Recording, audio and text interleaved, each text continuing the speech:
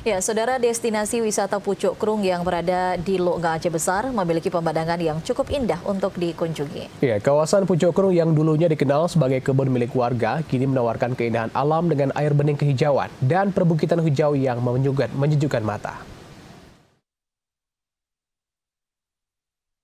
Pucuk Krung merupakan sebuah lokasi wisata alam di Lok Aceh Besar yang sebelumnya hanya sebuah kebun pribadi yang disulap menjadi lokasi wisata dan kini ramai dikunjungi oleh warga.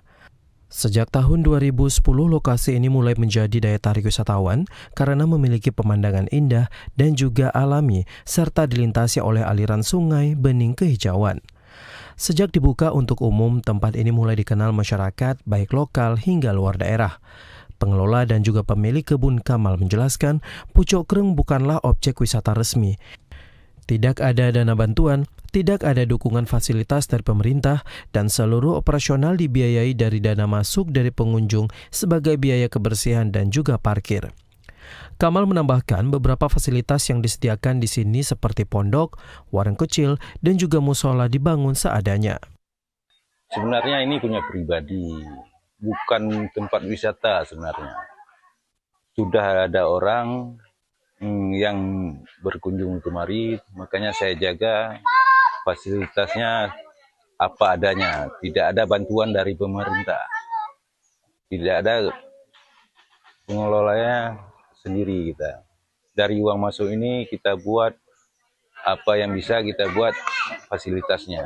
Seperti pondok, warung gitu kan, musola ini aja bantuan dari Majelis Zikrullah Aceh.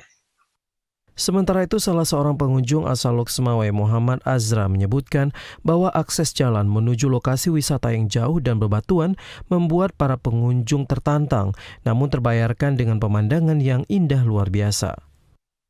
Kalau ditingkatkan, saya pun belum tahu ya, cuman nggak ada sih kalau ditingkatkan.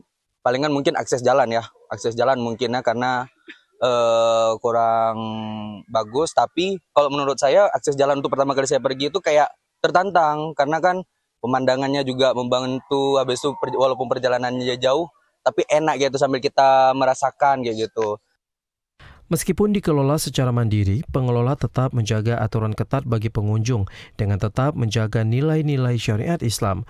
Pengelola berharap masyarakat dan juga pemerintah untuk dapat melihat potensi Pucuk Krung sebagai wisata alam yang layak mendapatkan perhatian.